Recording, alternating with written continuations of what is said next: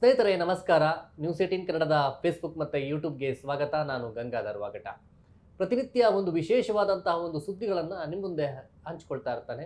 ಅದೇ ರೀತಿಯಾಗಿ ಇವತ್ತು ಸೆಂಟ್ರಲ್ ಜೈಲ್ ಪರಪ್ಪನಗ್ರಹಾರದ ಕೆಲ ವಿಚಾರಗಳನ್ನು ನಿಮ್ಮ ಮುಂದಿಗೆ ಹಂಚಿಕೊಳ್ಬೇಕಾಗಿದೆ. ಅದೇ ರೀತಿಯಾಗಿ ಏನು ಅಂದರೆ ಬಹುಶಃ ಎಲ್ಲರೂ ಕೂಡ ಈಗ ಸೋಷಿಯಲ್ ಮೀಡಿಯಾಗಳಲ್ಲಿ ನೋಡ್ತಾ ಇರ್ತಾರೆ, ವೈರಲ್ ಆದಂಥ ವಿಡಿಯೋಗಳು. ಪರಪ್ಪನಗ್ರಹದಲ್ಲಿ ಇಷ್ಟೊಂದು ರಾಜಾತಿಥ್ಯ ಅಕ್ರಮಗಳು ನಡೀತಾ ಇದ್ರು, ಅಧಿಕಾರಿಗಳು ಏನು ಮಾಡ್ತಾ ಇದ್ದಾರೆ ಅನ್ನೋದು ಪ್ರಶ್ನೆ ಸಹಜವಾಗಿ ಮೂಡುತ್ತೆ. ಅಲ್ಲಿದ್ದಂಥ ಸಿಬ್ಬಂದಿಗಳು ಏನು ಮಾಡ್ತಾ ಇದ್ದಾರೆ ಅಂದರೆ, ಇಲ್ಲಿ ಕ್ರಿಮಿನಲ್ ಆಕ್ಟಿವಿಟೀಸಲ್ಲಿದ್ದಂಥ ಕೆಲ ಅಪರಾಧಿಗಳು ಅಲ್ಲಿನ ಹೋದಂಥ ಬಳಿಕ ಶಿಕ್ಷೆಗೊಳಗಾದರೂ ಸಹ ಸಜಾಬಂದಿ ಕೈದಿಗಳಾಗಿರ್ಬೋದು, ವಿಚಾರಣಾಧೀನ ಕೈದಿಗಳಾಗಿರ್ಬೋದು, ರೌಡಿ ಶೀಟರ್ಗಳಾಗಿರ್ಬೋದು, ಅವರೆಲ್ಲರೂ ಕೂಡ ಜೈಲಲ್ಲಿ ಈ ರೀತಿಯಾದಂಥ ಲೈಫನ್ನು ಲೀಡ್ ಮಾಡ್ತಾ ಇದ್ದಾರಾ? ಅಯ್ಯೋ, ನಿಜಕ್ಕೂ ಕೂಡ ಅವರಿಗೆ ಶಿಕ್ಷೆ ಯಾವ ರೀತಿ ಇದೆ ಅಲ್ಲಿ ಅನ್ನೋ ರೀತಿಯಲ್ಲಿ ಅಧಿಕಾರಿಗಳು ಏನು ಮಾಡ್ತಾ ಇದೆ ಮತ್ತು ಗೃಹ ಇಲಾಖೆ ಏನು ಮಾಡ್ತಾ ಇದೆ ಅನ್ನೋದು ಪ್ರಶ್ನೆ ಸಹಜವಾಗಿ ಮೂಡುವಂಥದ್ದು. ಯಾಕಂದರೆ ಇವೆಲ್ಲವೂ ಕೂಡ ಪ್ರಮುಖವಾಗಿ ನಾವು ನೋಡೋದಾದರೆ, ಇತ್ತೀಚೆಗೆ ಕೆಲ ಜೈಲಿನ ಅಕ್ರಮದ ವಿಡಿಯೋಗಳು ವೈರಲ್ ಆಯಿತು. ಡ್ಯಾನ್ಸ್ ಆಡುವಂಥದ್ದು, ಅಲ್ಲಿ ಏನು ಮದ್ಯದ ಅಂದರೆ ಎಣ್ಣೆ ಬಾಟಲ್ಗಳನ್ನು ಇಟ್ಕೊಂಡಿರುವಂಥದ್ದಾಗಿರ್ಬೋದು, ಮತ್ತು ಶಂಕಿತ ಉಗ್ರ ಮೊಬೈಲಲ್ಲಿ ಮಾತನಾಡುವಂಥದ್ದು, ರೇಪಿಸ್ಟ್ ಅವ್ರ ಮೊಬೈಲಲ್ಲಿ ಮಾತನಾಡುವಂಥದ್ದು, ಉಮೇಶ್ ರೆಡ್ಡಿ, ಇವೆಲ್ಲವೂ ಕೂಡ ವಿಡಿಯೋಗಳು ವೈರಲ್ ಆಯಿತು. ಇದಾದ ಸಂದರ್ಭದಲ್ಲಿ ಗೃಹ ಇಲಾಖೆ ಬಹಳ ಗಂಭೀರವಾಗಿ ತೆಗೆದುಕೊಳ್ತು ಮತ್ತು ಖುದ್ದಾಗಿ ಗೃಹ ಸಚಿವರು ಎಲ್ಲ ಪೊಲೀಸ್ ಅಧಿಕಾರಿಗಳ ಜೊತೆ ಒಂದು ಸಭೆಯನ್ನು ಕೂಡ ಮಾಡಿದರು. ಆದರೆ ಇದೆಲ್ಲ ಆದ ನಂತರ ಏನಾಯಿತು ಅನ್ನೋದು ಪ್ರಶ್ನೆ ಸಹಜವಾಗಿ ಮೂಡುತ್ತೆ. ಅದೇ ರೀತಿಯಾಗಿ ಈ ರೀತಿಯಾದಂಥ ಡೆವಲಪ್ಮೆಂಟ್ ಆದಂಥ ಬಳಿಕ ಜೈಲಲ್ಲಿ ADGP ದಯಾನಂದ್ ಅವರು ಒಂದು ಹೊಸ ಸ್ಟ್ರಾಟರ್ಜಿಯನ್ನು ಮಾಡ್ಕೊಂಡಿದ್ದಾರೆ. ಅದೇ ರೀತಿಯಾಗಿ ಇದೇ ಮೊದಲ ಬಾರಿಗೆ ನಾನು IPS ಅಧಿಕಾರಿ ಅಂತಂದರೆ IPS ಅಧಿಕಾರಿ ಆಗಿರುವಂಥ ಅಂಶುಕುಮಾರ್ ಅವರನ್ನ ಅಲ್ಲಿ ಮುಖ್ಯಸ್ಥರನ್ನಾಗಿ ನೇಮಕ ಕೂಡ ಮಾಡಲಾಗಿರುವಂಥದ್ದು.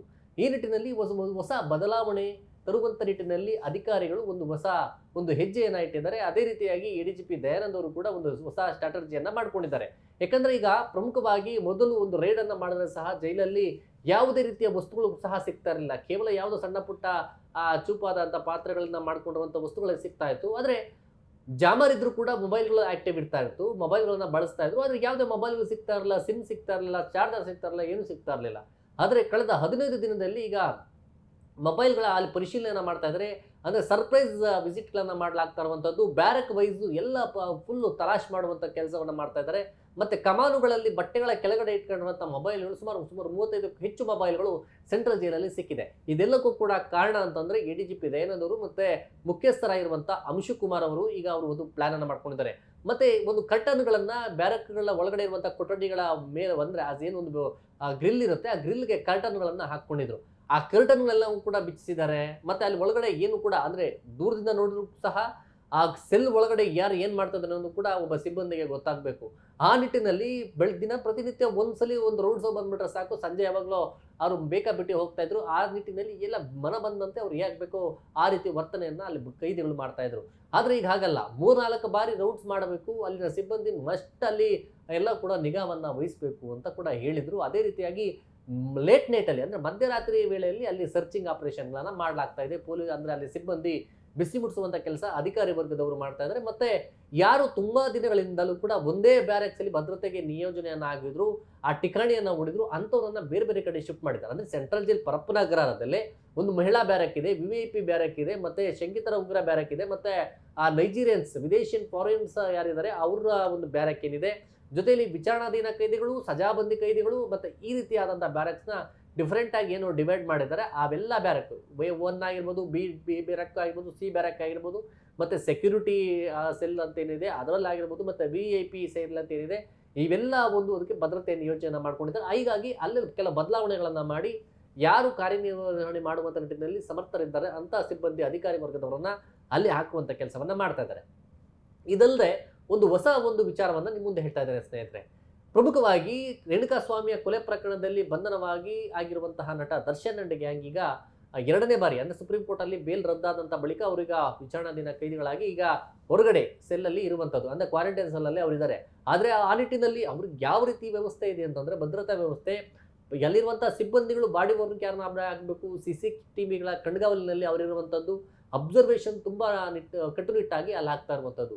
ಆದರೆ ಪದೇ ಪದೇ ಅಲ್ಲಿ ಕೋರ್ಟ್ ಮೂಲಕವಾಗಿ ಒಂದು ಬೇಡಿಕೆಗಳನ್ನು ಈಡೇರಿಸುವ ನಿಟ್ಟಿನಲ್ಲಿ ತಮ್ಮ ಬೇಕಾದಂಥ ಸೌಲಭ್ಯಗಳನ್ನು ಕೊಡಬೇಕು ಅಂತೇಳಿ ಕೋರ್ಟ್ ಮೂಲಕ ಹೋದರು. ಅಷ್ಟು ಒಂದು ಕಟ್ಟುನಿಟ್ಟಿನ ಒಂದು ಕ್ರಮವನ್ನು ಅಲ್ಲಿ ಕೈಗೊಳ್ಳಲಾಯಿತು.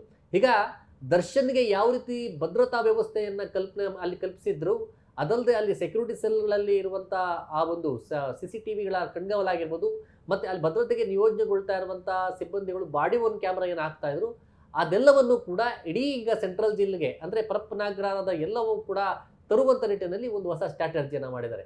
ಈಗ ಸೆಂಟ್ರಲ್ ಜೈಲಲ್ಲಿ ಕೇವಲ ಅಲ್ಲಲ್ಲಿ SCC ಕ್ಯಾಮ್ರಾಗಳನ್ನು ಮೇನ್ ಪಾಯಿಂಟ್ಗಳಲ್ಲಿ ಹಾಕಿದ್ರು.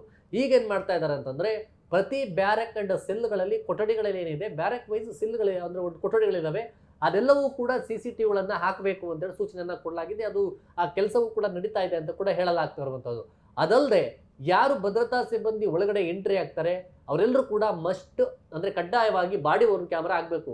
ಅವರ ಪ್ರತಿ ಮೂಮೆಂಟ್ ಅಂದರೆ ಕೆಲಸದ ಬೆಳಗ್ಗೆಯಿಂದ ಹಿಡಿದು ಸಂಜೆವರೆಗೂ ಯಾವ ರೀತಿ ಅವರ ಸೆಲ್ ಒಳಗಡೆ ಭದ್ರತೆಯನ್ನು ನಿಯೋಜನೆ ಮಾಡುವಂಥ ನಿಟ್ಟಿನಲ್ಲಿ ಕೆಲಸವನ್ನು ಮಾಡಿದ್ದಾರೆ, ಯಾವೆಲ್ಲ ವಿಡಿಯೋ ರೆಕಾರ್ಡ್ ಆಗಿದೆ, ಅವರ ಯಾವ ಸೆಲ್ಲಲ್ಲಿ ಹತ್ರ ಇದ್ದರು ಅವೆಲ್ಲವೂ ಕೂಡ ರೆಕಾರ್ಡ್ ಆಗಬೇಕು. ಆ ನಿಟ್ಟಿನಲ್ಲಿ ಎಲ್ಲ ಸಿಬ್ಬಂದಿಗಳಿಗೂ ಕೂಡ ಬಾಡಿ ಓರ್ನ್ ಕ್ಯಾಮ್ರಾವನ್ನು ಕೊಡುವಂಥ ನಿಟ್ಟಿನಲ್ಲಿ ಈಗ ಪ್ರಮುಖವಾಗಿ ಈ ಒಂದು ಸ್ಟ್ರಾಟಜಿಯನ್ನು ಮಾಡುತ್ತಾರೆ. ಈ ನಿಟ್ಟಿನಲ್ಲಿ ಸಿಬ್ಬಂದಿಗಳು ಕಡ್ಡಾಯವಾಗಿ ಬಾಡಿ ಓರ್ನ್ ಕ್ಯಾಮ್ರಾವನ್ನು ಧರಿಸಬೇಕಾಗಿದೆ.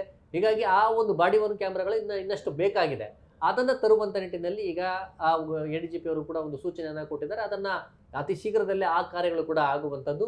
ಅದಲ್ಲದೆ ಒಳಗಡೆ ಎಂಟ್ರಿ ಆಗುವಂಥ ಸಂದರ್ಭದಲ್ಲಿ ಆ ಏನು ಒಂದು ಲಗೇಜ್ ಸ್ಕ್ಯಾನರ್ ಏನಿರುತ್ತೆ ಮತ್ತು ವ್ಯಕ್ತಿಗಳ ಸ್ಕ್ಯಾನರ್ ಇರುತ್ತೆ 3 ಹಂತದಲ್ಲೇ ಆಗ್ತಾ ಇತ್ತು. ಅವೆಲ್ಲವೂ ಕೂಡ ಅಲ್ಲಿ ಸಿಬ್ಬಂದಿಗಳೇನು ಕೆಲವರು ಇದ್ದರು ಅವ್ರಿಗೆ ಬೇಕಾದಂಥವ್ರಿಗೆ ಒಳಗಡೆ ಬಿಡುವಂಥದ್ದು ಮತ್ತು ಅವ್ರಿಗೆ ಯಾವ ರೀತಿ ಹಣಕಾಸಿನ ಲೇವಾದೇವಿಗಳು ಏನಿರುತ್ತೆ ಅವೆಲ್ಲವೂ ಕೂಡ ಅಡ್ಜಸ್ಟ್ಮೆಂಟಲ್ಲಿ ಅವು ನಡೀತಾ ಇತ್ತು. ಈ ನಿಟ್ಟಿನಲ್ಲಿ ಅವೆಲ್ಲವೂ ಕೂಡ ಬದಲಾವಣೆ ಮಾಡಿದ್ದಾರೆ.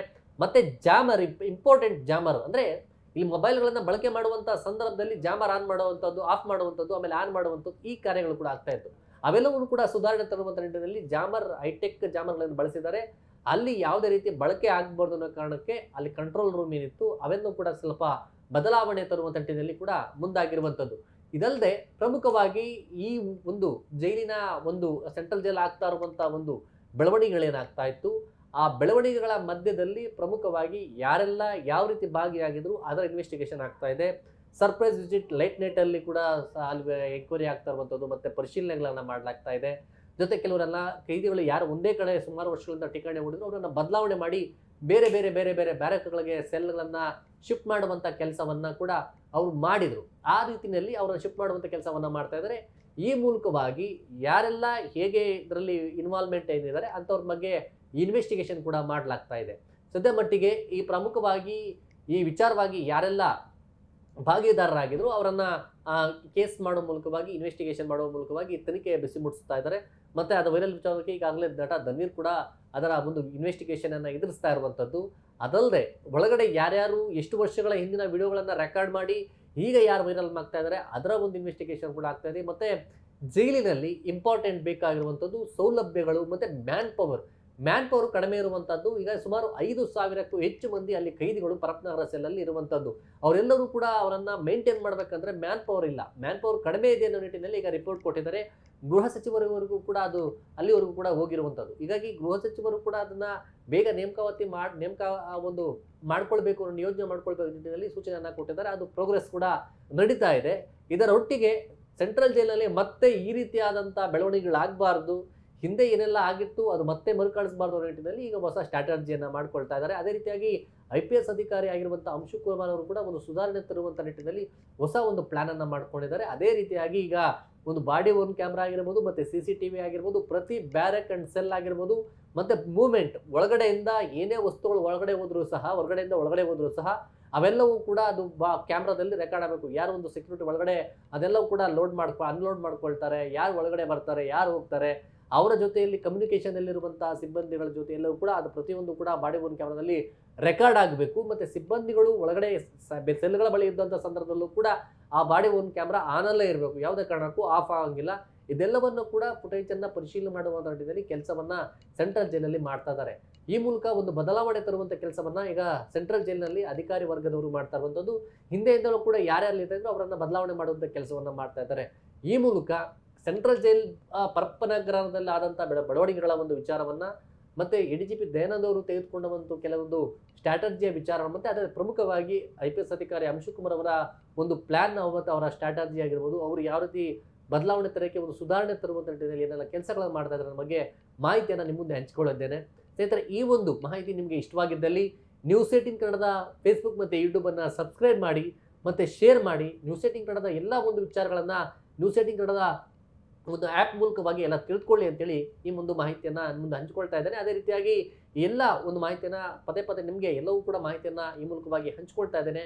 ನೀವೆಲ್ಲರೂ ಕೂಡ ಈ ಮೂಲಕವಾಗಿ ಆ ಒಂದು ಸಹಕಾರವನ್ನು ಕೊಡಬೇಕು ಅಂತೇಳಿ ಈ ಮೂಲಕವಾಗಿ ಕೇಳ್ಕೊಳ್ತಾ ಇದ್ದೇನೆ. ಧನ್ಯವಾದ. ನಿರ್ಭೀತ, ನಿಷ್ಪಕ್ಷಪಾತ, ವಿಶ್ವಾಸಾರ್ಹ ಸುದ್ದಿಗಳಿಗೆ ಮತ್ತೊಂದು ಹೆಸರಾಗಿರೋ ನ್ಯೂಸ್ 18 ಕನ್ನಡ ಈಗ ಆಪ್ನಲ್ಲೂ ಲಭ್ಯ ಇದೆ. ದಯವಿಟ್ಟು ಇಲ್ಲಿರೋ QR ಕೋಡ್ ಅನ್ನು ಸ್ಕ್ಯಾನ್ ಮಾಡಿಕೊಂಡು ಆಪ್ ಡೌನ್ಲೋಡ್ ಮಾಡೋದಕ್ಕೆ ಮರಿಬೇಡಿ. ನಿಮ್ಮ ಬೆಂಬಲ ಹೀಗೆ ಸದಾ ನಮ್ಮೊಂದಿಗಿರಲಿ. ಧನ್ಯವಾದ.